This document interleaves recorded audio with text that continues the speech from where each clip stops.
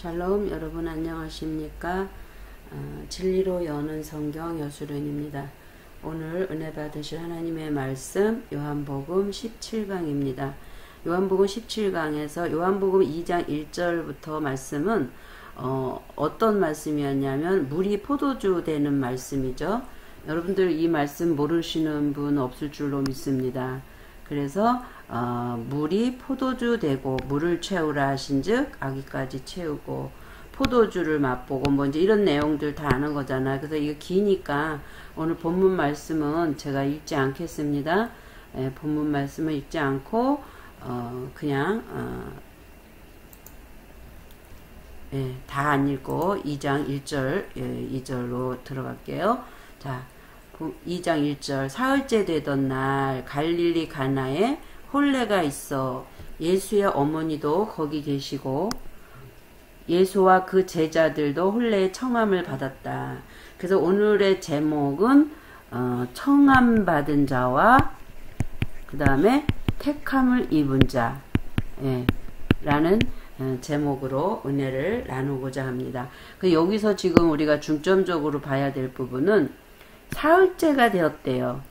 그러면 왜 성경에는 이 사흘이라는 거에다가 핵심을 두고 기록을 하고 있는지, 그리고 장소적인 개념은 어디냐면 갈릴리 가나에 혼인잔치가 있다라는 거죠. 그리고 또 거기에 누가 계셔요? 예수의 어머니도 거기 계셨대요. 그런데 2절에 보니까 예수와 그 제자들과 그들이 뭘 받은 거예요? 청함을 받았더니 그래요.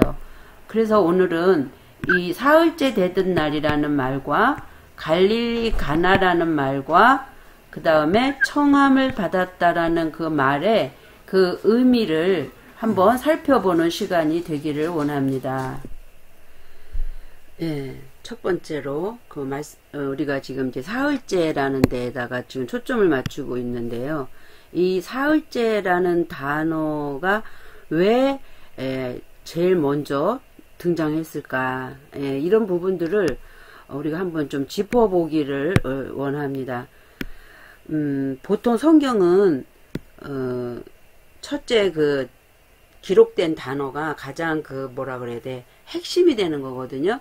그러면은 사흘이라는 것은 첫째가 있었고 그 다음에 둘째 날이 있었다는 얘기잖아요. 자, 사흘째라는 예수님이 그 성경대로만 풀으면 이튿날이라는 단어가 2번 나와요. 그래서 첫 번째 날에는 안드레와 베드로가 예수님을 쫓죠. 둘째 날에는 요한이 증거를 하고 외치면서 빌립과 나다나엘을 이 첫째 날에 요한의 외치는 소리에 따라서 안드레와 베드로가 쫓고요. 둘째 날에는 빌립과 나다나엘을 예수님이 직접 부르세요. 직접. 예수님이 직접 부르셔요. 그러면은 이 직접 예수님이 부르시는 요한의 세례를 받은 자와 그 다음에 빌립과 나다나엘 같이 둘째 날 직접 부른다는 이거에 대해서는 제가 요한복음 16강에서 이미 강의를 했던 부분이 있기 때문에 그 부분에 대해서 여러분들이 더 듣고 싶으시면 16강을 참고하셨으면 좋겠고요. 근데 이제 오늘 말씀에서 왜 그러면은 사흘이란 단어를 강조하고 계실까? 세 번째라는 그 단어를 제가 짤짤 잘못 썼네. 세 번째라는 이 단어가 원어에서는 트리토스라는 단어를 써요. 근데 이제 이 원어는 그 단어가 있고 어근이 있어요. 계속 어느 뿌리에서 이 단어가 파생되었는가라는 그 어근이 있거든요. 그럼 이 어근이 가장 핵심이기 때문에 이 어근을 계속 찾아가다 보니까 어디까지 가냐면 이 코미조라는 단어까지 나옵니다. 그래서 이 코미조의 뜻이 무언가를 보니까 주로 부드럽게 하다, 돌보다, 또는 위하여 공급하다, 뭐 이런 어떤 의미들을 담고 있어요.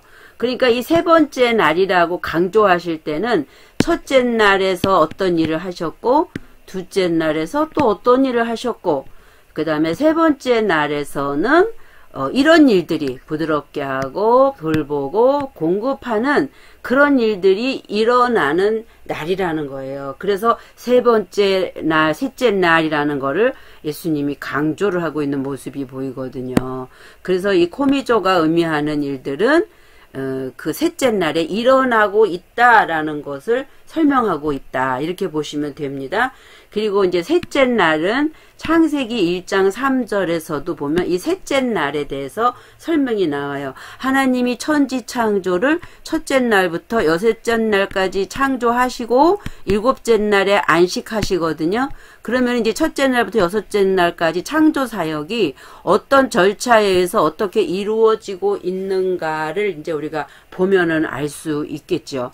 자, 창세기 1장 9절 오늘 셋째 날에 대해서만 공부를 잠깐 해보기를 원합니다. 하나님이 이르시되 천하, 그러니까 여기서 지금 천하의 물이 한 곳으로 모이고 묻이 드러나라 하시니 그대로 되니라 그러거든요. 근데 여기에서 이 천하는 하늘 땅을 얘기하는 천하가 아니에요. 그러니까 보통 우리가 한글로는 이런 게 구분이 안 돼요. 한글에서는 이 천하다라고 그러면은 그냥 이렇게 하늘 그리고 땅을 다 합쳐서 천하 이렇게 생각하시는데 그게 아니고 하늘 아래, 예, 하늘 아랫부분이란 말이에요. 하늘 아랫부분에 뭐가 있다는 얘기죠? 물이 있다는 거네요. 근데 이 물이 어떻게 한 곳으로 모여라 그래요. 그러니까 한 곳으로 모였을 때 드러나는 것은 뭐예요? 묻이라 그래요.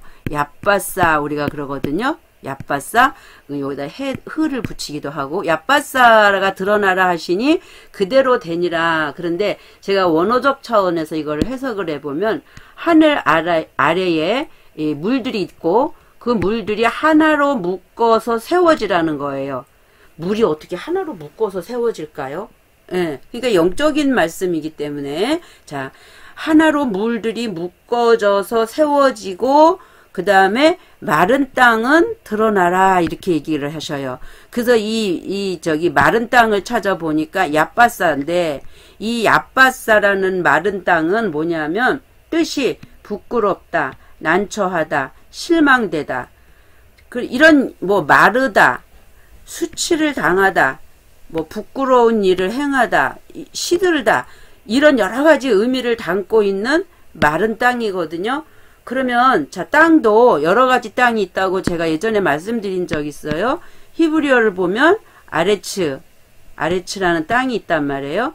창세기 1장 1절이에요. 하나님이 하늘과 땅, 하샤마인과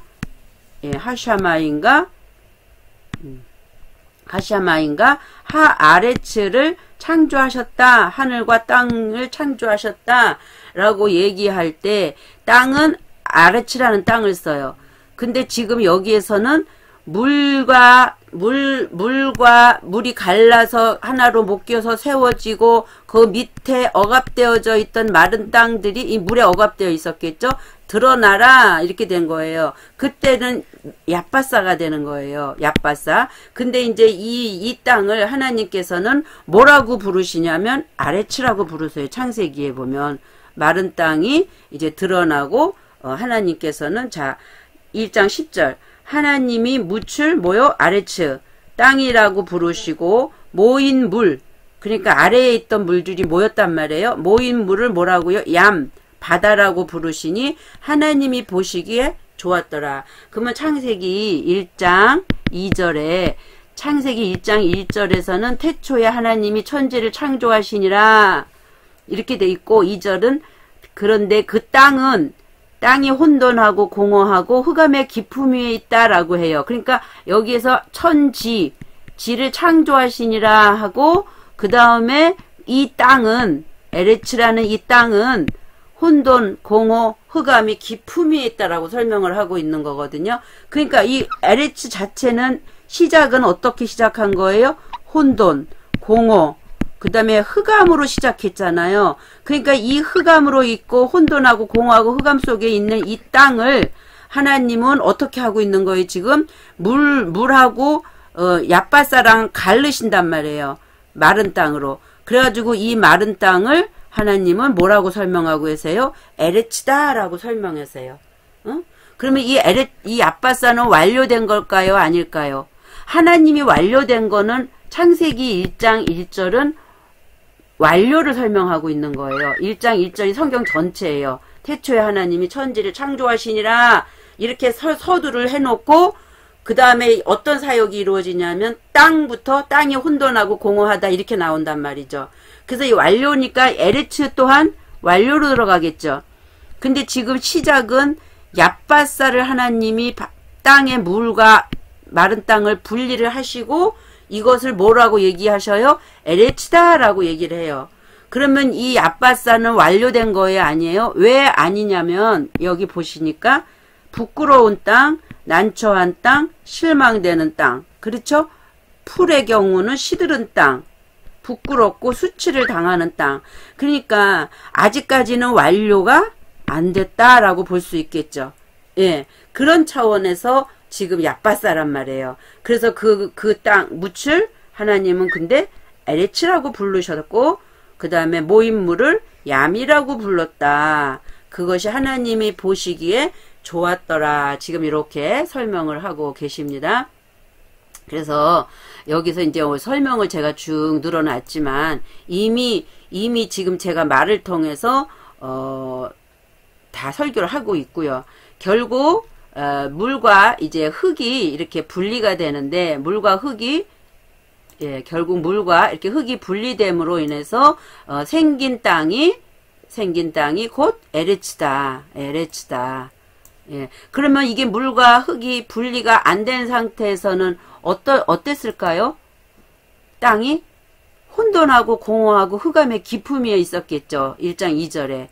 그러면 이것을 연결시켜서 볼 때 홍해를 건너므로 물에서 나온 사람들 중에서 예수님께서는 누굴 불러요? 12제자를 부르시는 장면이 이제 요한복음 2장에서 시작이 되면서 정리된 그 땅들을 예수님과의 혼인잔치로 초청하는 장면을 어떻게 해요? 셋째 날 혼인잔치로 비유하고 있다. 이해가 가시나요? 하나님이 둘째 날에는 셋째 날에 와서 둘째 날이나 셋째 날에 와서 그 하늘 아래에 물과 흙이 섞여 있던 하늘 아래에 물과 흙이 섞여 있던 이 땅을 하나님께서 분리하시고 물, 흙 분리하시고 이 흙이 이 땅을 야빠사인 땅을 아레츠다 설명을 하시는 거거든요. 그러면 이제 이 땅이 되어진 자들에게 하나님이 뭐라 그러냐면 씨 없는 풀, 그 다음에 씨 가진 채소, 그 다음에 열매를 내는 나무를 이 땅 벌어 내라고 그래요. 그러니까 점차적으로 이런 것들이 지금 이제 하나님이 어떻게 우리를 이끌어 가시는 그 과정 속으로 지금 흘러가고 있는 거거든요. 그래서 이렇게 분리되어져서 다시 말해서 홍해를 거쳐서 나온 이 백성들을 이제 하나님은 어디로 우리를 초청하시냐면은 혼인잔치로 초청을 하신다라는 거예요. 예. 그래서 결국은 혼인잔치에는 성경에 신랑이 나타납니까? 안 나타납니까? 신부가 나타납니까? 안 나타납니까? 안 나타나요. 신랑도 없고 신부도 없어요. 그러면 신랑은 누구고 신부는 누구길래 혼인잔치의 주인공이 없냔 말이에요. 그러니까 여기에서 그냥 우리가 이렇게 볼 때는 어느 동네에 혼인잔치가 있었고 이 동네 혼인잔치에 이제 예수의 엄마도 있고 예수님과 예수님의 제자가 여기 함께 있는 걸로 초청받아 있는 걸로 지금 우리말은 기록이 되어 있거든요. 근데 그게 아니고 오늘의 본문의 말씀은 곧 예수는 우리의 뭐예요? 예수님이 우리의 신랑이 되시고 그 다음에 그 12제자 즉 예수님의 그 제자들은 뭐가 되는 거예요? 신부가 되어서 이 혼인잔치가 어디에서 열리는 거다? 갈릴리 가나에서 열리고 있다라고 지금 설명을 하고 있는 것입니다. 자, 그래서 신랑은 예수님, 신부는 그의 제자들. 제가 이렇게 정의를 한 데는 저 나름대로 많은 고민을 했어요. 원어도 찾아보고 여러 가지 주석을 찾아도 보고 근데 확실한 답이 안 나와요. 그냥 제 궁금증을 그럼 신랑은 누구고 신부는 누구인데 혼인잔치라고만 돼 있냐는 거예요. 그래서 이제 기도하는 마음으로 하나님이 이 말씀의 뜻이 이루어지게 알게 해달라는 그 고민 가운데 이 말씀을 볼 때 하나님이 빛을 비추시더라는 거죠. 자, 그래서 신랑이 예수님이고 신부는 그의 제자들이라면, 자, 보면은 이제 이들은 어떤 자들이냐면 이제 그 어부들이었잖아요. 그러면 이제 겨우 요 근처에 온 사람들이란 말이에요, 건너서. 그래서 예수님의 부르심을 받은 자들이라는 거죠. 이게 청함이에요, 청함. 이 부르심이 청함을 받은 자들을 예수님께서 부르셔서 그들을 제자 삼을 때 예수님은 지금 우리가 여기가 애굽이라고 그러고 여기가 광야라고 그러잖아요. 예수님은 여기로 오셨단 말이에요. 그러면 이들이 여기서 출발해서 나올 때 예수님과 함께 뭐 해야 되냐면 혼인잔치를 해야 돼요. 예수님과 함께 동행을 해야 된다는 말이죠. 그게 혼인잔치로 표현된 거예요. 그러면 여기서 혼인잔치를 해가지고 이 육적인 삶이 벗어나서 그들이 이제 혼의 영역에서 예수님과 하나가 되어져서 가야 되는 그 자리로 들어선 것을 지금 혼인잔치로 비유를 하고 있거든요. 왜냐하면 성경은 비유라고 얘기를 하고 있기 때문에. 그런데 그러면 여기서 그 예수님과의 혼인잔치를 한물로 끝나느냐? 그게 아니라 그리스도와 한 번 더 혼인잔치에 들어가야 돼요. 여기서 모든 인간적인 어떤 이 땅 애굽적인 속성들이 죽고 하나님의 속성으로 다시 거듭나서 어디까지 들어가야 되냐면 가나안에 들어가야 될 때 여기 요단강을 건너가는 사건이 또 있거든요.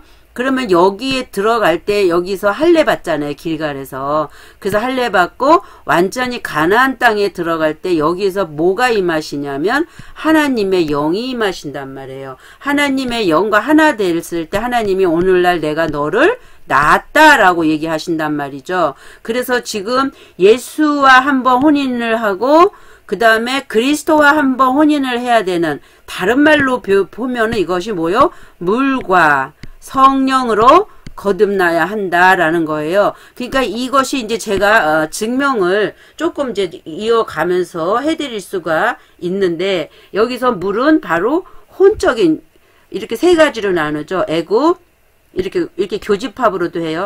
여기가 하늘이라 그러면 다른 말로 여기가 가나안이고, 예. 그 다음에 여기가 땅이라고 하면, 여기는 애굽이라고도 볼 수 있죠. 자, 그렇다라면 지금 여기를 하늘도 아니고 땅도 아니고 겹쳐진 부분이잖아요. 교집합. 여기가 바로 뭐냐면 궁창이에요. 그러면 우리가 볼 때 여기는 애굽이라면 성전으로 성막으로도 이렇게 볼 때 이렇게 본다면 여기 휘장이 있고 여기는 성막이죠. 그럼 여긴 땅이겠네요. 애굽이겠네요. 그럼 여기가 성소고 지성소잖아요. 그 여기가 궁창이고 여기가 지성소가 되겠죠. 그래서 나중에 이 휘장이 찢어지고 나면 하나가 되죠. 퉁. 예. 그러면 여기서 이 땅의 속성이 다 삭제되어지고 나면, 땅이 없어지고 나면 뭐만 남아요? 하늘만 남겠죠. 여기가 가나안 땅이니까. 그래서 이렇게 하나님과 하나로 퉁치는데, 이것을 허물 수 있는 자는, 휘장을 허물 수 있는 자는 누구밖에 없다? 예수 그리스도밖에 없다. 그래서 이 예수 그리스도가 이 휘장을 찢거든요. 그래서 예수님이 여기로 오시는 거예요. 다시 말해 또 다르게도 표현하면 애굽이 있고 홍해가 있고 그 다음에 여기 광야가 있고 그 다음에 여기 요단강을 또 건너서 여기가 가나안이 열리죠. 예수님이 여기로 오신단 말이에요. 그러니까 여기가 바로 뭐냐면 궁창이 되겠죠. 궁창. 예. 궁창. 그러면은 여기 궁창은 십자가를 중심으로 섞여 있잖아요. 아직까지 애굽에서 출애굽은 했지만 그들은 아직까지 이 혼의 영역이 뭐에 속해져 있어요? 세상에 속해져 있죠. 그러면 십자가를 통과하고 이쪽으로 넘어올 때 비로소 이 혼이 이 세상적인 것이 깨끗이 삭제되어지고 새로 태어나는 육신만이란 말이에요. 여기서 비로소 태어나요. 태어나는 육신만이 여기서 하늘의 만나를 먹으면서 어떻게 돼요? 죽고 새로 태어났으니까 좀 성장을 해야 되겠죠. 혼이. 예. 혼이 성장을 해야 되겠죠. 그래서 여기 요단강을 건너가면서 이제 비로소 뭐냐면 영의 마음의 할례를 받으면서 이 깨끗해진 혼이라는 그릇 안에 하나님의 영이 함께하는, 임하시는 그 사건들이 이 출애굽하는 이스라엘 백성의 과정에서도 지금 설명을 하고 있거든요. 그래서 제가 부르심을 받아서 한번 예수의 생명으로 거듭나고, 그 다음에 예수의 성령으로 거듭나고, 여긴 죽음이니까 여기는 아니죠. 예수와 함께 거듭나고, 그 다음에 여기 요단강 건너가서는 그리스도 하나님의 영이 내 안에 들어오심으로 말미암아 내가 다시 영으로 거듭나고, 그래서 물과 성령으로, 물은 혼의 영역, 물은 뭐 하는 거예요? 죄를 씻기 위함인 것이라고 그러죠. 그래서 물의 혼의 영역과 그 다음에 성령은 영이시기 때문에 영의 영역, 물과 성령으로 너희가 뭐 해야 된다요? 거듭나야 된다. 그러면 몇 번 거듭나는 거예요? 2번. 그래서 내가 한 번 태어난 거는 땅에서의 거듭남이라면, 이제 여기 와서는 요단강을 건너가서는 영의 거듭남이죠. 그런 차원으로 물과 성령으로 거듭나야 된다. 그래서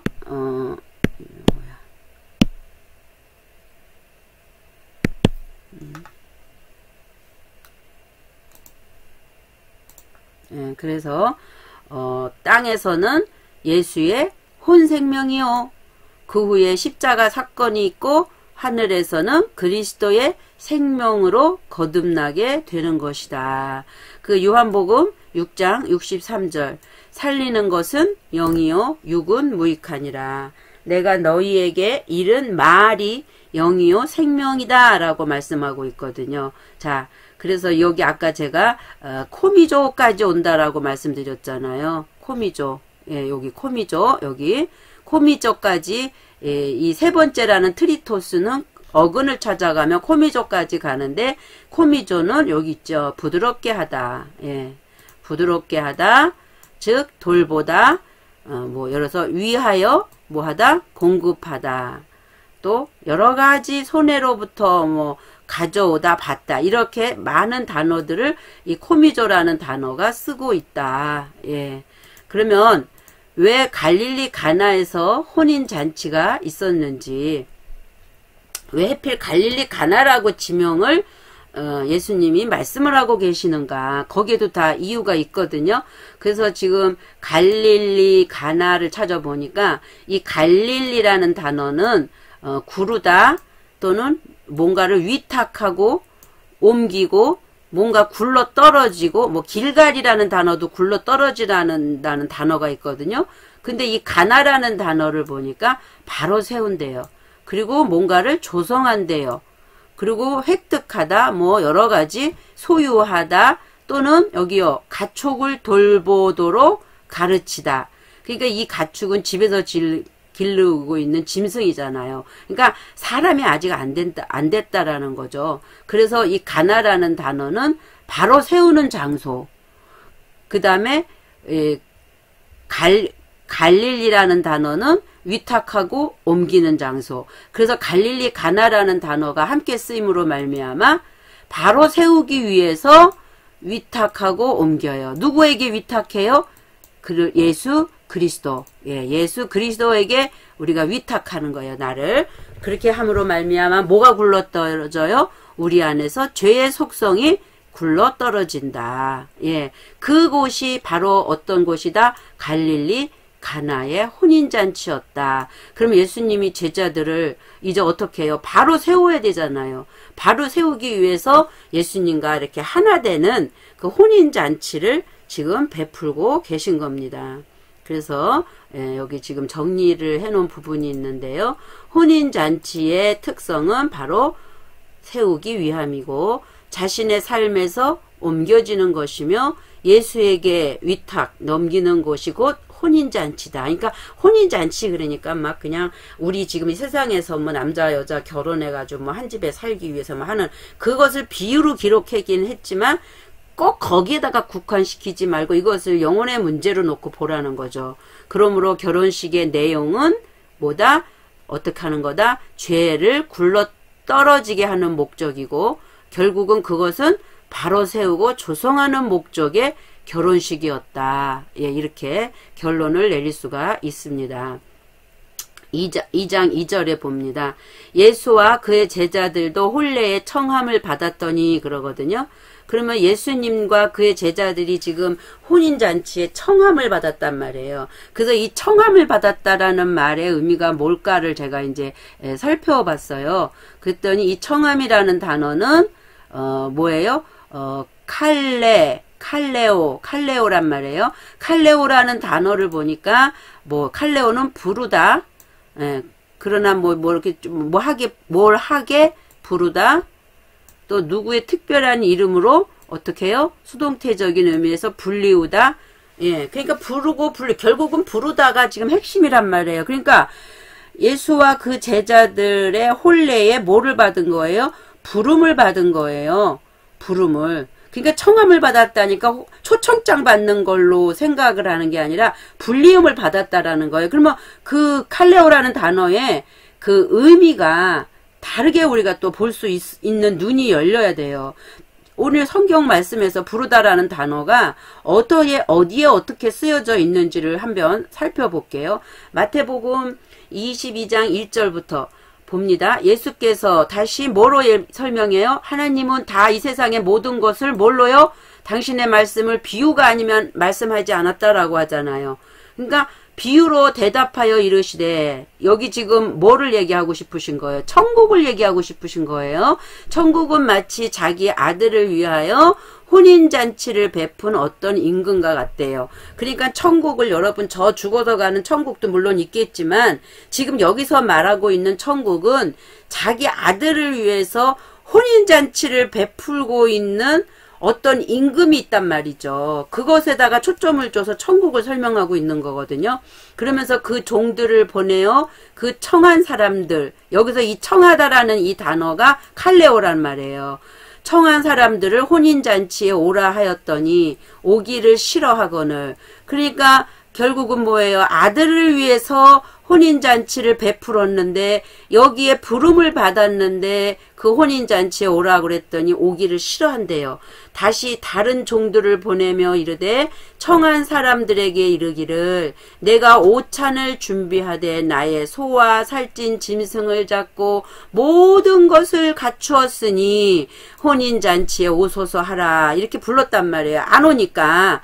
그랬더니 그들이 어떻게 해요? 참 이게 우리 모습 아닙니까? 돌아보지도 않고 한 사람은 자기 밭으로 자기 먹고 살기 일해야 되잖아요. 자기가 소유하고 있고 자기가 일해서 자기가 노력해서 먹고 사는 밭으로 갔고 한 사람은 자기 사업하러 가고 그 남은 자들은 종들을 잡아서 모욕하고 죽여요. 얼마나 무서워요. 이런 부분들이 결국은 부름을 받고 보냈는데 그들을 모욕하고 죽인단 말이에요. 그 말은 뭐냐면 그들을 막 진짜 잡아서 막 살인을 하고 죽였다라고 하기보다는 그들의 말을 어떻게 하는 거예요. 야, 웃기지도 마. 무슨 지금 먹고 살기도 바쁜데 무슨 혼인잔치를 해. 쓸데없는 소리 하지 말고 너네들은 신경 쓰지 마. 이런 것들이 그 말을 어떻게 해요?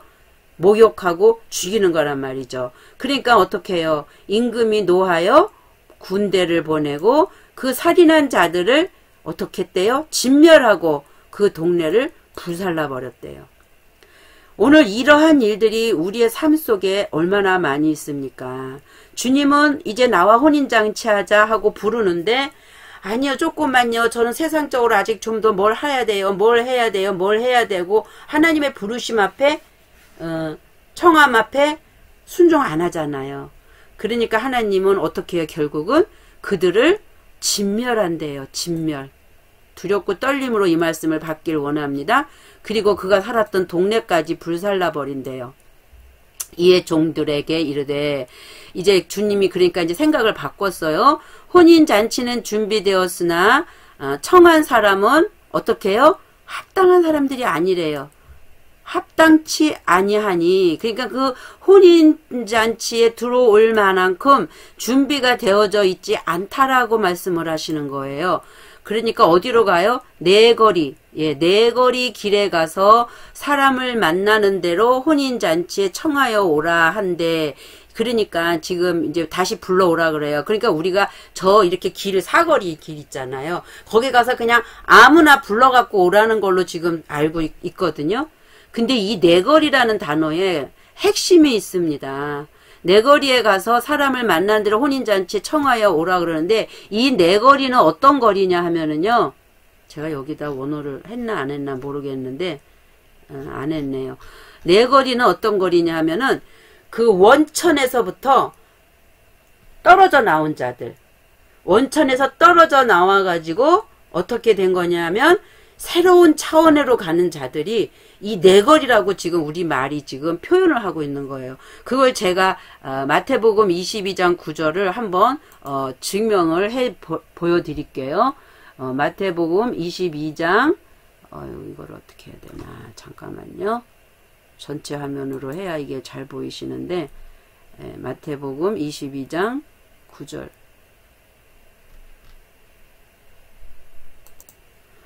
내가 원어를 안 옮겨놔서 지금 이제 네거리를 지금 원어로 찾아서 여러분들한테 보여드리려고. 왜냐하면 네거리가 아무나 이런 사거리를 설명하는 게 아닌데, 그냥 이렇게 우리말이 네거리로 돼 있으니까 보통 사거리에 가서 아무나 불러왔다라는 거거든요. 만나는 대로 뭐 혼인잔치를 청하여 오라 이렇게 하니까. 근데 지금 여기에서 말하고 있는 네거리는 그런 의미의 네거리가 아니에요. 자 보세요. 딕소더스. 그래서 이 딕소더스라는 말은 어떤 의미를 갖고 있냐면, 여기 있죠. 빠져나가는 곳, 그리고 열린 광장이래요. 근데 그곳으로부터 이제 길이 갈라져요. 이 광장으로부터 길이 이제 갈라진다는 말이죠. 근데 이제 큰 길이라는 말도 있고, 그러니까 이 지금 네거리에서 불러오라는 말은 지금 이 열린 광장에서 어디로 가야 할지 길을 지금 갈라지는 그 입구에 지금 서 있는 사람들이라는 거예요. 이 네거리 길이. 근데 이게 지금 1, 2, 2, 3, 1, 8, 4, 1에서 유래됐다고 그러잖아요. 그래서 이거를 어근을 찾아보니까 1, 2, 2, 3은 디아. 그러니까 이거는 통로예요. 통로. 또는 통하여. 여기 있죠. 통하여. 뭐뭇으로 말미암아라는 의미도 있습니다. 예, 그런 어떤 디아라는 의미와 그 다음에 1842를 보니까 엑소더스예요. 그러니까 그 통로는 바로 뭐냐면 딕소더스는 디아와 엑소더스의 그 합친말이기 때문에 엑소더스가 보니까 퇴장, 여기 있죠? 퇴장 또는 죽음, 그 다음에 탈출, 이탈. 그러니까 죽음으로부터 또는 그 어떤 이탈로부터, 그러니까 지금 이 광장이 있는 이곳으로부터 어떻게 하고 있는 거예요? 탈출을 하겠다라는 거예요. 엑소더스. 탈출. 예, 그곳에 그렇게 그곳에 모여 있는 자들은 탈출을 위해서 지금 준비하고 있는 자들이란 말이에요. 이 네거리에. 그래서 이 네거리 길에서 뭐가 이렇게 자꾸 붙어. 네거리 길에 가서 사람을 만나는 대로 혼인잔치에 청하여 오라. 그러니까 만나는 대로가 아니라 그곳에 가서 많은 사람들을 혼인잔치로 청해서 오라. 이렇게 지금 얘기를 하고 계시는 거거든요. 그러니까 혼인 청하여 오라. 종들이 이제 나가서 악한 자나 선한 자나, 그러니까 선한 자도 있고 지금 악한 자도 있네요. 악한 자나 선한 자나 만나는 대로 모두 데려오니 혼인잔치에 손님들이 가득한지라. 임금이 손님들을 보러 들어올새 거기서 뭐를 안 입어요? 예복을 입지 않은 한 사람을 보고 이르되 친구여 어찌하여 예복을 입지 않고 여기에 들어왔느냐 하니 그가 아무 말도 못하거늘 임금이 사환들에게 말하되 그 손발을 묶어 바깥 어두운 데에 내던지라. 거기서 슬피 울며 이를 갈게 되리라 하니라. 자, 그 탈출하는 엑소더스 하는 그 광장에서 길이 갈라진단 말이죠. 거기에서 아무나 데려오래요. 그럼 갈라진다라는 말은 선한 자, 악한 자가 있다는 얘기죠. 그러면 지금 여기 선한 자나 만나는 자, 뭐 한 자요? 악한 자나 이 모든 여기 있는 모든 사람을 지금 다 데려왔다라는 거거든요. 근데 데려와서 이제 사람들이 가득 찼어요. 혼인잔치에. 임금이 손님들을 보러 들어와서 보니까 예복을 입지 않았대요. 그래서 이 예복은 옷이에요. 옷인데 어떤 예복이냐 하면은 안으로 원어로 보면 스며들다. 예. 그러면 무슨 옷이에요? 겉옷이 아니고 속옷이죠. 예, 안으로 스며드는 옷을 입지 않은 한 사람이 아니라 하나야요. 그냥 하나 통칭해서 그냥 하나의 사람을 보고 그들에게 왜 너는 예복을 안 입었니? 하고 그리고 입지도 않고 어디 여기 들어왔니? 이렇게 얘기하는 거예요. 예복을 입지 않고 여기 들어왔느냐? 그렇게 하니까 그가 아무 말도 못하거늘. 근데 어떻게 해요? 임금이 사환들에게 말하되 손과 발을 묶어 바깥 어두운 데에 내 던지라. 거기서 슬피 울며 이를 갈게 되리라. 얼마나 무서워요. 이 예복이 그럼 뭘까요? 예복. 응? 그래서 우리가 이제 예복을 좀 살펴보기를 원하는데요. 여기 보면 청함은 모든 자를 부르지만 택함은 예복을 입어야 하는데 예복을 원어적으로 보면 안으로 스며들다의 의미가 내포되어 있다. 그러므로 말씀의 진리가 그러니까 무슨 말씀이 겉에 스며드는 말씀은 무슨 말씀이다? 안에 내면에 뭐다? 진리의 말씀인 거예요. 이 진리는 그 영이라는 말이죠. 영의 말씀. 그러니까 하나님은 영이기 때문에 하나님의 영적인 말씀이 안으로 스며 들어와야 돼요. 그렇게 진리가 안으로 들어온 자들을 예복을 입었다라고 말하는데 청함을 받은 자들은 일단 부르심을 받았다라면 반드시 그리스도로 옷을 입은 자들이어야 하는데 그 옷을 입고 오지 않음으로 말미암아 이제 왕의 진노가 있고 그들을 바깥 어두운 곳으로 내어 쫓는 그러한 그리고 그 마을을 다 불태워버리는 그런 무서운 하나님의 이제 책망으로 들어온다라는 거죠. 로마서 3장 14절 보니까 오직 뭐로 옷 입으래요? 주 예수 그리스도로 옷 입고. 그러니까 예복은 곧 뭐로 입으라는 거예요? 예수 그리스도의 옷을 입으라는 거예요. 그리고 정욕을 위하여 육신의 일을 도모하지 말라. 지금 이들은 어디에 있는 자들이냐면 제가 얘기한 것처럼 먼저 홍해를 건너서 지금 하나님의 뭐예요? 청함을 지금 받고 있는 거잖아요. 그렇기 때문에 이 광야 이쪽에 있단 말이죠. 그러면 이쪽에 있는 사람들이 혼인을 하려면 이 십자가의 죽음을 통과해서 일로 넘어가야 돼요. 이쪽으로 넘어가야 이쪽으로 실질적인 거듭남이 되는 거거든요. 그러니까 하나님의 말씀을 육신의 어떤 걸로 갖다 써먹지 말고 어떻게 해요? 하나님의 말씀이 진리고 여기서 뭘 발견해야 되냐면 예수 그리스도 하나님 아버지를 발견해야 되는데 그들이 진리 안으로 들어오지 않고 여전히 육신적인 자기의 삶의 어떤 영역에다가 하나님의 말씀이나 모든 것들을 어떻게 해요? 겉의 삶에 적용시켜 왔단 말이죠. 그러다 보니까 너는 예수라는 예복을 왜 안 입었니? 하면서 이제 책망을 받는 모습이 되는 거거든요. 그럼 여기에서 일로 들어갈 수가 없게 되고 어디로 가야 돼요? 일로 가니까 이곳은 바깥 어둠인 거죠. 이 예수님 십자가를 통과하고 이쪽으로 넘어갈 때가 이제 뭐예요? 어두움이 아니라 빛이거든요. 그래서 지금 주 예수 그리스도로 옷 입지 않은 자들을 책망을 하는 모습을 보고 있습니다. 자, 너희가 다 믿음으로 말미암아 뭘로?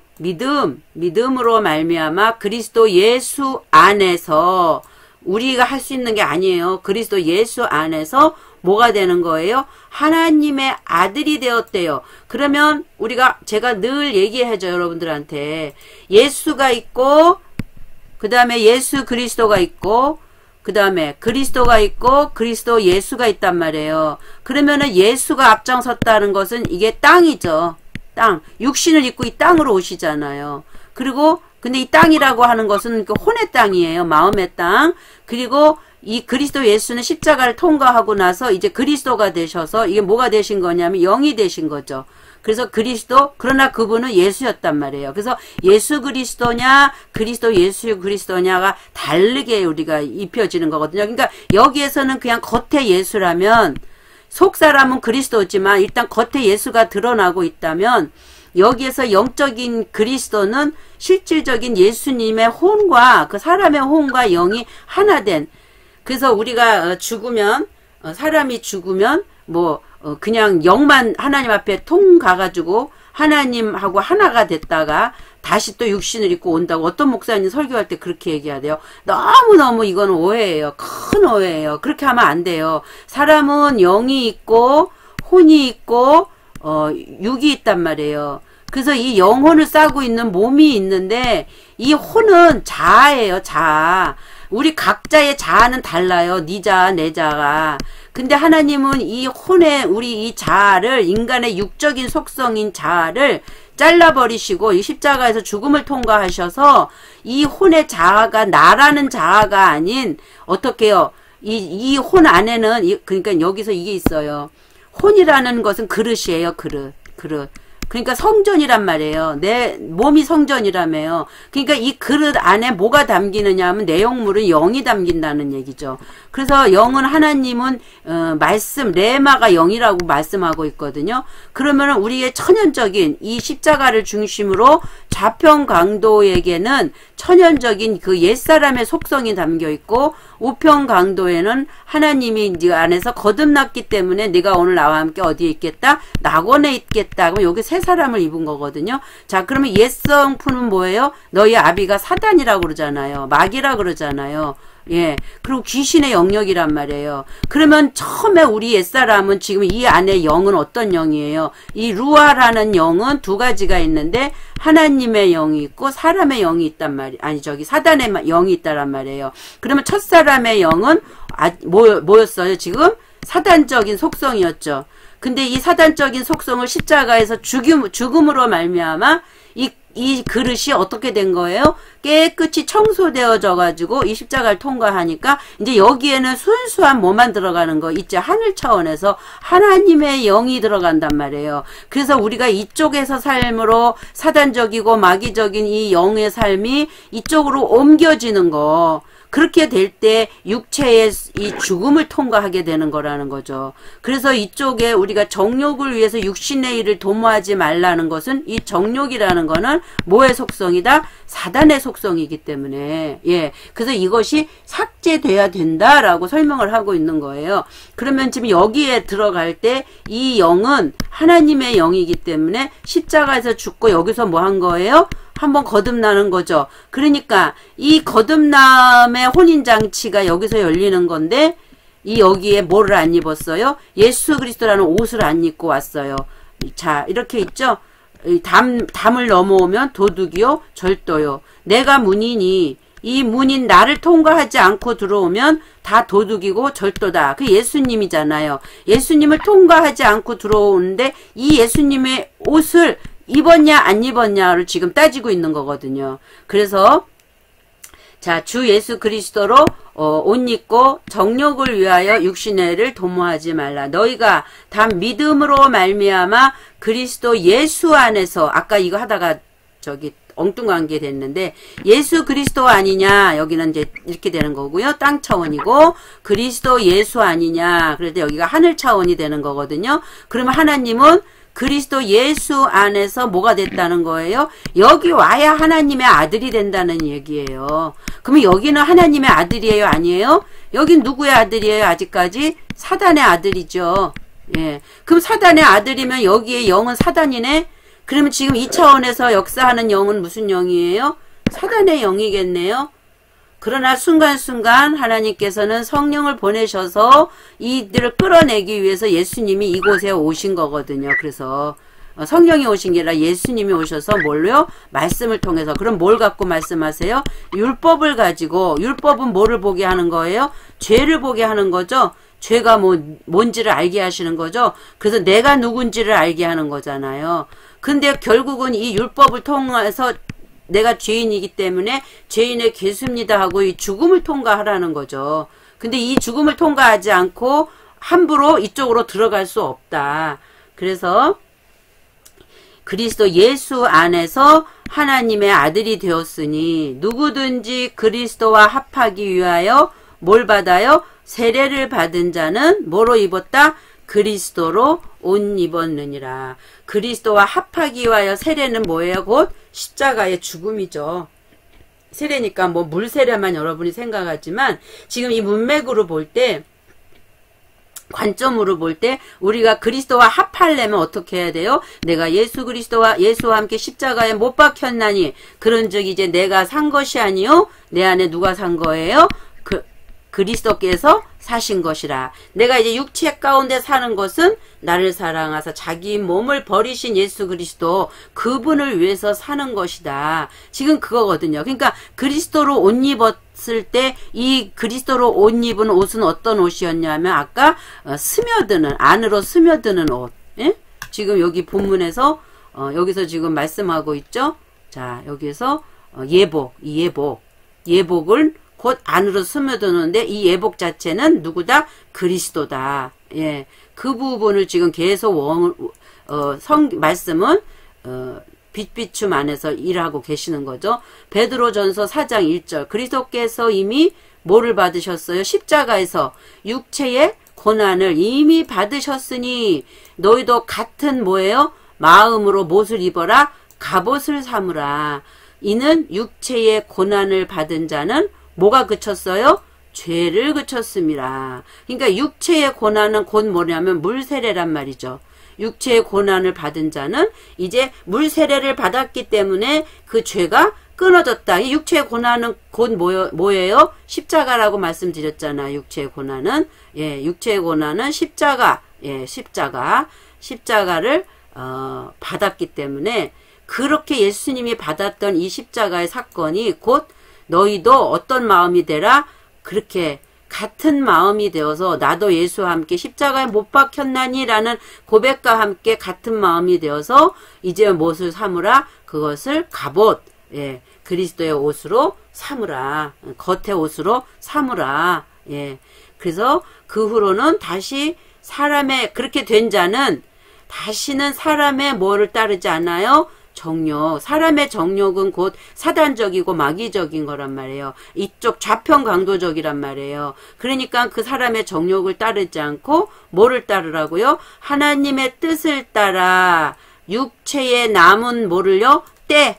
예, 육체에 남은 이 시간, 이 때를 살게 하려 함이라. 그러니까 하나님의 뜻을 따라야 되는데 하나님의 의중과 의도와 하나님의 뜻을 모르면 어떻게 해요? 육체의 남은 때를 하나님의 뜻대로 살 수 있어요? 없어요? 없죠. 그러니까 우리가 중요한 건 우리가 이렇게 말씀을 공부하는 것은 하나님의 뜻이 무엇인지를 알기 위해서 공부하는 거예요. 여러분들이 착각하지 말아야 할 것은 아무리 백날 첫날 여러분들이 기도한다고 뭐 방언하고 무릎 꿇고 앉아서 작정 기도하고 뭐를 해도 여러분 안에서 어떤 음성이 들렸다 뭘 했다 해도 절대 하나님의 뜻은 알 수가 없어요. 왜 없냐 하면 하나님의 뜻은 하나님은 영이고 하나님은 말씀이고, 예, 그리고 이 영이신 하나님의 말씀을 진리이신 성령이 오셔서 우리에게 깨닫게 하신단 말이에요. 깨닫게 알게 하신단 말이에요. 그렇게 되어질 때 하나님의 뜻을 알게 되는 거죠. 하나님은 뜻을 성경에다 다 기록해서 우리에게 넘겨주셨다니까. 근데 기도해서 앉아서 할렐루야 어쩌고 저쩌고 해도 말씀이 없으면 하나님의 뜻이 해석이 되지가 않잖아요. 그래서 주야로 성경을 히브리인들은 이마에다 메고 손목에다 메고 이 주야로 이 성경을 무엇을 하든지 떠나지 말라고 하는 거예요. 하나님의 말씀을 그렇게 뭘 알으려고 하냐? 그렇게 알아서 뭐 하냐? 아니요. 성경은 하나님이에요. 하나님의 마음이에요. 여기 하나님은 다 기록해서 우리에게 넘겨주셨단 말이에요. 그럼 하나님을 알으려면 어디로 들어가요? 성경 말씀으로 들어가야죠. 그래서 이 말씀 안에 하나님의 빛이 비춰지고 성령이 역사해서 사람의 일을 사람이 알듯이 하나님의 일은 누가 알아요? 누구만이 알아요? 성령만이 알아요. 인간으로서는 절대 하나님의 의중과 의도 읽을 수 없단 말이에요. 성령 받은 자에게 성령이 오셔서 하나님의 의중과 의도를 깨닫게 한단 말이에요. 그래서 하나님의 뜻이 무엇인지를 우리가 어떻게 알게 돼요? 제대로 알게 돼서 이 육체의 남은 때, 아직 우리가 몇 살까지 살다 죽을지 모르지만 100세를 기준으로 봤다라면 이 육체가 내가 뭐 50살을 살고 있으면 이 50년 남은 삶을 어떻게 해요? 하나님의 뜻을 따라서 육체의 남은 뜻을 사람의 정욕에 따르지 않고 살게 하려 함이라.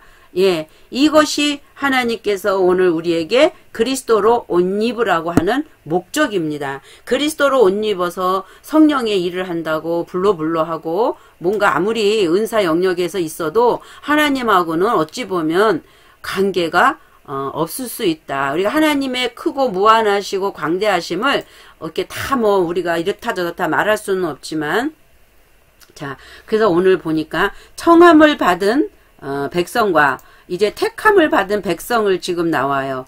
청함을 받은 자는 많아요. 그러니까 내거리에서 탈출하는 엑소더스 하는 사람들을 다 불러왔어요. 근데 그 안에서 보니까 예복을 입어야 돼요. 근데 예복은 누가 입으냐면 입혀줘야 돼요, 누가. 그러니까 택함을 입은 자는 적으니라. 그러니까 택함을 받지 않고 들어오는 자는 강도요, 절도라고 주님이 말씀하시잖아요. 그러니까 너는 예복도 안 입고 여기 왜 들어왔니? 그러니까 그가 아무 말도 못해요. 그러니까 내쫓으라. 여긴 예복 안 입으면 들어올 수 없는 곳이야.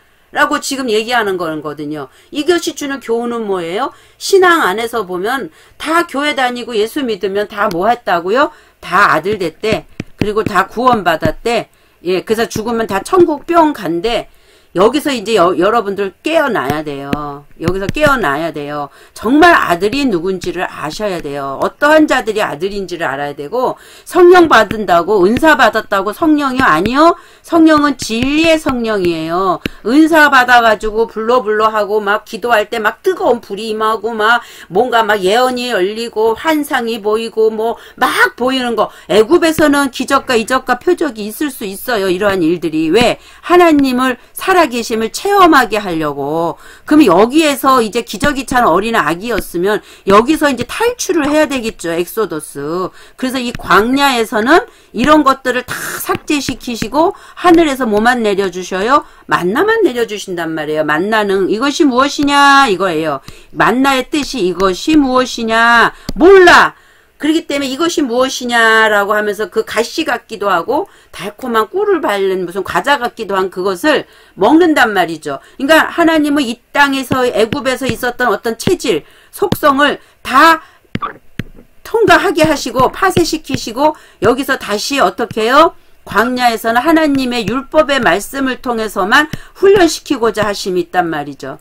율법의 말씀의 결론은 뭐예요? 사망으로 이끌어가는 거기 때문에 여기 예수님의 십자가가 기다리고 있는 거예요. 그렇게 해서 완전히 죽을 때 이 아래 땅은 없어지는 거죠. 왜? 이 땅은 혼돈하고 공허하고 흑암의 깊음 위에 있기 때문에. 그래서 하나님은 얍바사라는 마른 땅을 물하고 갈라서 얍바사라는 마른 땅을 나오게 하시고 이 얍바사를 해석하면 억압받았다, 뭐 눌렸다, 뭐 이런 의미가 있거든요. 그 땅이 점진적으로 변화되어져서 뭐가 되는 땅으로? 아레츠가 되는 땅으로 바뀌게 하는 거죠. 그러면 이 땅은 여기로 넘어가겠네요. 아레츠가. 그렇죠? 자, 이렇게 만들고자 하시는 것이 하나님의 뜻이다. 그래서 이 아레츠의 결론은 어디까지 가게 하는 거? 하늘 되게 하시는 거, 샤마임 되게 하시는 거. 예, 이게 하나님의 목적이다. 그래서 이 택함이라는 것을 보니까 에클렉토스인데 뽑혔대요. 뽑히고 잠깐요. 자, 에클렉토스인데 뽑힌 또는 뭐 마음에 들고 택함을 받은 선출된 그러니까 많은 사람 중에서 뽑힌 자들이 있다는 거죠. 예, 뽑혔어. 많은 자들 중에서 뽑혀서 그를 뭐 하는 거예요? 지금 엑소더스 시키는 거예요. 하나님께서. 예. 자, 근데 이게 어디서 왔나 보니까 선택하다, 택함을 받은 지금 이런 단어에서 왔어요. 엑소더스가 결국은 자, 그러면 이게 어디서 또 왔냐고 그러니까 제가 이제 원어를 보면서 찾아가는 방법을 가리키는 거예요. 여기 보니까 1586에서 유래했다 그러죠. 예. 1586에서 유래했다 그래가지고 보니까 이제 이런 뜻이 있는데 어디서 또 1586을 보니까 1537과 3004에서 유래했대요. 그래서 보니까 선택하다, 택하다 같은 내용이죠. 근데 어떻게 이걸 더 해석을 하기 위해서는 이제 또 어근을 찾아가야 돼요. 그래서 에크라는 어근을 보니까 원천, 그러니까 뭔가 어떤 것이 시작되는 지점이에요. 장소, 시간인데 결국은 뭐뭐로부터, 그러니까 어디로부터? 원천으로부터, 원천에 의하여 뭐 여러 가지 원천으로 말미암아. 근데 가장 핵심적인 단어는 뭐냐면 여기에는 이거예요. 뭐뭐로부터. 예, 뭐뭐로부터 엑소더스 했단 말이에요. 원천으로부터. 그러면 원천은 무슨 뜻이 있어요? 원천? 인간의 원천은, 자, 인간의 원천은 사탄 마귀죠. 하나님의 원천은 하나님 아버지죠. 하늘이죠. 예. 그러니까 우리는 여기서 열로 옮겨가야 되는 거기 때문에 여기서 우리는 엑소도스 해야 되겠죠. 이 원천에서부터. 지금 그렇게 되어진 자들을 하나님은 우리를 택했다라고, 선택했다라고 하는 거예요. 선택된 자들이 이 과정을 통과하는 거란 말이죠. 응? 그래서 앞에 놓다 이런 단어를 갖고 있어요. 앞에. 누구 앞에 놔요? 당신 앞에 놓으시겠죠. 응? 원어는 이렇게 다 설명을 해주고 있어요. 자, 보세요. 거짓 그리스도들과 거짓 선지자들이 뭐예요? 큰 표적 기사를 보여 할 수만 있으면 어떤 자들, 아까 그 택하신, 선택하신, 뽑아내신, 택하신 자들도 어떻게 해요? 미혹하게 하리라. 그러니까 여러분들 너무 기적, 이런 표적, 어떤 그 보여지는 것에 너무 연연하지 마세요. 예. 저가 큰 나팔, 여기서 큰 나팔은 뭐냐면 하나님의 진리의 나팔이 크게 불려지는 걸 큰 나팔이라고 그래요. 세상이 말세가 돼서 막 뿡뿡 하고 이 세상에 무슨 나팔 소리가 막 주님 오실 때 막 뿡 들려서 들을 자만 듣고 귀가 열린 자만 듣는 그런 내용이 아니라 하나님의 진리의 말씀이 큰 나팔 소리와 함께, 자, 큰 나팔 뭐요? 소리와 함께 누구를 보내요? 천사를 보낸대요. 그 날개 달린 천사가 아니라 그 하나님의 진리의 말씀을 나팔같이 불어내는 자들을 하나님은 그 하나님의 그 소리와 함께 누구요? 천사. 결국은 누굴 얘기하는 거예요? 말씀을 전하는 누구들? 사역자. 예. 말씀을 전하는 사역자를 지금 오늘 천사라고 설명하고 있어요. 그러면 이 사역자는 목사만 있냐? 아니요. 평신도도 될 수 있어요. 하나님의 진리를 깨달은 자라면 하나님께서는 다 그들을 뭐라 그런다? 큰 나팔 소리를 그들에게 들려주시고 그들을 천사로 인정하시면서 그들을 어떻게 해요? 말씀과 함께 보낸단 말이에요. 보내요. 저희가 그 택하신 자들을 하늘 이 끝에서 저 끝까지 사방에서 모으리라. 그러니까 그렇게 된 나팔 소리를 불고 그 천사들을 보내서 이 천사들이 하는 일은 하나님이 뭐한 자들? 택하신 자들을 하늘 이 끝에서 하늘 저 끝까지 온 사방에서 모으리라. 그럴 때 그럼 이 하늘은 어떤 하늘이요? 땅의 하늘. 그러니까 땅의 하늘이라는 것은 온 우주 만물. 예, 그러니까 온 우주 만물, 그러니까 뭐 대한민국 사람이든 미국 사람이든 뭐 어떤 사람이든 어떤 그런 거 여하를 막론하고 하나님의 택하신 자들을 하늘 이 끝에서 저 끝까지, 다시 말해서 알렙과 타부까지, 알파와 오메가까지 하나님은 사방에서 모으리라. 그러므로 내가 택하신 자를 위하여 모든 것을 뭐 하시고 계신데요? 참고 계시되. 참음은 뭘 참아요? 뭘 참아요? 저희도 그러니까 참으니까 이제 뭐예요? 이 말세를 뭐 오셔야 할 말세인데 한 사람이라도 더 구원되기 위해서 하나님이 이 세상을 멸하시는 걸 참고 계신다. 이제 우리가 보통 그렇게 배웠잖아요. 자, 보세요. 모든 것을 참음은 저희로 그리스도 예수 안에 있는 구원. 어디요? 예수 그리스도 아니에요. 그리스도 예수 아니에요. 거듭난 자, 영이 거듭난 자가 그리스도 예수 안에 있는 거라고 그랬잖아요. 그러니까 그리스도 예수 안에 있을 때 뭐를 이루냐면 구원을 이룬단 말이에요. 진정한 참 구원을. 그래서 그 구원을 이루면 어떻게 해요? 영원한 영광과 함께 어떻게 해요? 얻게 하려 함이로다. 그러니까 하나님이 먼저 청하시고 그 다음에 택하시고 그래서 그 택하신 자들을 하나님은 오래 참으심으로 말미암아 어디를 넣어요? 그리스도 예수 안에 넣으셔서 그리스도 예수 안에 있는 그 구원으로 인해서 우리도 영원한 세계 안에 있는 그 영광 그것을 예수 그리스도와 그리스도 예수와 함께 어떻게 하여? 얻게 하려 하심이로라. 이게 하나님이 부르시고 택하시고 여러 가지 일들을 운행하고 계시는 목적이라는 거죠. 자, 더 봅니다. 사람에게는 버림받은 누구요? 예수님. 버림받되었으나 하나님께는 뭐를 입었어요? 택하심을 입었어요. 그래서 보배로운 산돌이신 누구에게? 예수에게 나와. 자, 사람에게는 예수 그럴 때는 예수의 육체를 설명한다고 여러분이 보시면 돼요. 근데 육체 안에는 누가 계신 거예요? 영이신 하나님 자신이 있단 말이에요. 다른 말로 그리스도가 계신다는 결과론적으로. 그래서 예수는 그리스도라는 거죠. 그리스도라는 말을 제가 지난 강의 때 했지만 그리스도가 뭐라 그랬죠? 메시아. 예, 오실 메시아. 그러니까 메시아가 육체를 입으신 예수 안으로 이분은 영이시니까 예, 레마니까, 진리니까, 생명이니까, 이분이 안에 계시단 말이에요. 근데 지금 여기서 예수는 이런 분이지만, 사람들은 어떻게 해요? 그를 버렸죠? 그런데 하나님은 이 예수님을 어떻게 해요? 구원하셨단 말이에요. 택하심을 입었단 말이에요. 이 예수를.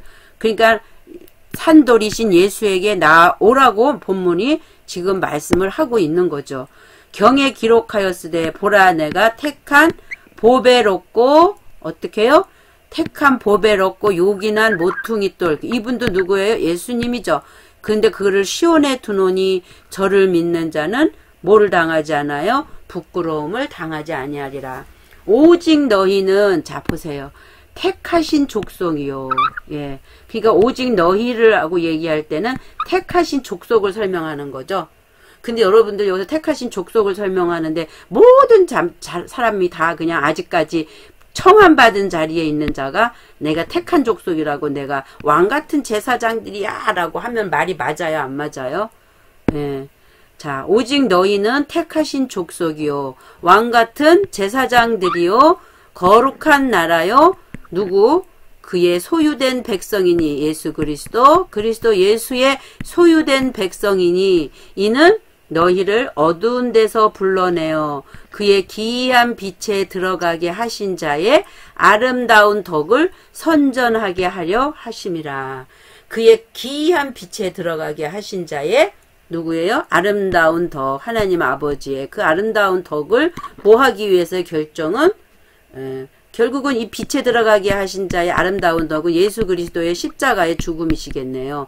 선전하게 하려 하심이라. 저희가 어린 양으로 더불어 싸우려니와 어린 양은 그리스도 예수, 어린 양은 만주의 주시요 만왕의 왕이심으로 저희를 이기실 터이요. 그러니까 이 저희는 누구예요? 사단이죠. 예. 또 그와 함께 있는 자들, 이 예수님 안에 예수님과 함께 거듭난 자들, 혼인잔치에 두 번째 혼인잔치에 참석한 자들은 부르심을 입고 그 다음에 빼내심, 여기서 청함이에요. 청함을 입은 자들이 그 다음에 여기 택하심이에요. 원어로 청함을 입고 택하심을 얻고 진실한 자들은 이기리로다. 그러니까 결국은 우리가 한번 청함을 받아야 되고 그 다음에 택하심을 받아야 되는 거예요. 청하심은 부르시는 거고 부르시는 우리를 십자가에서 죽게 하셔서 이제 택해 주시는, 그래서 그리스도로 옷 입히는 이 사건들이 오늘 본문 1장 2장 1절 2절에서 혼인잔치를 비유로 설명을 지금 하고 계신 겁니다. 오늘 우리가 이 말씀을 통해서 교훈받아야 할 부분들은 무엇인지 한번 살펴보기를 원하면서 말씀을 마치고자 합니다. 자, 결론입니다. 여기 2장 1절 사흘째 됐다라는 말은 뭐라 그랬죠? 제가 사흘째라는 것은 부드럽게 하고 세우기 위함이죠. 그동안은 그럼 쓰러져 있었네요. 그래서 반드시 세우기 위한 사흘째가 되었을 때 갈릴리 가나는 바로 세우기 위해서 죄가 굴러떨어지는 그곳이 갈릴리 가나고 거기에 혼인잔치가 있는데 예수의 어머니도 거기 계셨다. 근데 그 혼인잔치에는 누구요? 예수와 그 제자들이 혼례에 이제 뭐인가요? 부르심을 받은 거죠. 예, 부르심. 그 혼례의 청함을 받아서 어디까지 전진해야 돼요? 택하심까지 가야 돼요. 그래, 택하심까지 가기 위해서는 반드시 이 중간에 뭐가 거쳐요? 예수의 옷, 그리스도로 옷 입어라. 예수 그리스도로 옷 입으심이 있어야 돼요. 그렇지 않으면은 이 택하심에 들어갔을 때 혼인잔치에서 어떻게 하는 거예요? 내어 쫓겨서 슬피 울며 이를 갈미 있다니까요. 여기가 바깥 어두운 곳이거든요. 여기는 하나님 안의 품이고, 예. 그래서 오늘 나는 그냥 예수 믿고 그냥 대충 살아가다 천국 가. 그 누가 보장할 거예요? 그러니까 말씀을 통해서 오늘 나는 어디쯤 가고 있는지 그런 부분들이 이런 말씀을 통해서 지금 부러지고 있어요. 나팔 소리가. 그런 나팔 소리가 부러질 때 내 고집, 내가 갖고 있는 관점, 내 거가 맞아. 내 거는 100%야. 그래서 어떤 것도 뚫고 들어오지 못한다면, 어떤 말씀도 뚫고 들어오지 못한다면 그분은 여기서 있다가 그냥 끝나는 거란 말이에요. 그런 사람은. 이것은 다 각자 똑같아요. A라는 사람도 자기께 강하니까 남의 것을 안 받아들여요. B라는 사람도 자기께 큰 게 있기 때문에 남의 것을 또 안 이것은 서로 똑같아요. 삐까삐까야. 그러면 뭘 구분을 해야 되느냐면 베레아인 같이 정말 내가 갖고 있는 게 맞으나 이 사람도 내가 갖고 있는 게 맞을까? 항상 뭐 해야 되냐면 점검을 해야 되는데 점검할 때의 기준은 뭐다? 하나님의 뭐다? 말씀, 로고스. 근데 그 중에서 이 말씀 안에 감추어져 있는 뭐요? 하나님의 영이요 생명이요 진리신 이 레마, 이 말씀으로 이 내가 지금 세워져 있는가, 이것이 기준이 되어져서 내가 잘못 가고 있으면 속히 버려야 되고, 왜? 바깥 어두움에 나가 쫓기면 이를 간다 그러잖아요. 오늘 지금 말씀에 저주가 2번이나 나오네요. 그래서 A든 B든 항상 자기 자신을 돌아볼 줄 알아야 돼요. 그래서 내 것만 고집하지 말고 똑같이 내 것을 내려놓고 상대 것도 들어보고 또 그것에 대해서 또 상대의 말을 묵상도 해보고 또 내가 틀렸으면 그걸 내려놓고 내가 틀렸으면 여기도 내가 내려놓고 상대 것을 수용하고 또 서로 수용하면서 조금씩 우리는 서로 합력해서 뭐를 이루어가야 돼요? 하나님의 나라를 이루어가는 내 안에 하나님의 성전이 되어져서 이 성전이 뭐가 되어져야 돼요? 천국으로 화하는, 그래서 이 안에 하나님의 왕같은 제사장이 계셔서 우리를 통치해 주시는 그러한 삶으로 나아가는 저와 여러분이 되어지기를 주님의 이름으로 축복합니다. 오늘 좀 설교가 길었습니다. 다음에 만나 뵙기를 소망하면서 이제 곧 또 18강 올려드리겠습니다. 감사합니다.